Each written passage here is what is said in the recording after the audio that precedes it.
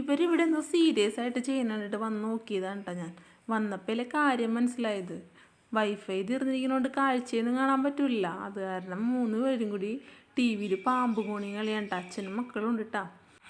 എനിക്കിത് കണ്ടപ്പോഴേ പണ്ട് 8 കളിക്കുന്നതാണ് കേട്ടോ ഓർമ്മ വന്നത്. മുറ്റത്ത് വരച്ചിട്ട് ഇത്തലൊക്കെ ഇട്ടിട്ട് കളിക്കില്ലേ.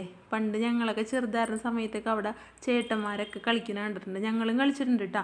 അവർ പക്ഷേ വലിയ ചേട്ടന്മാരൊക്കെ കളിക്കുമ്പോൾ അവർ ഇത്തല് ചിരട്ടയിലൊക്കെ ഇട്ടിട്ട് കുലുക്കി കയറി എന്തൊരു ഒച്ചപ്പാടിലാണ് കളിക്കണത്.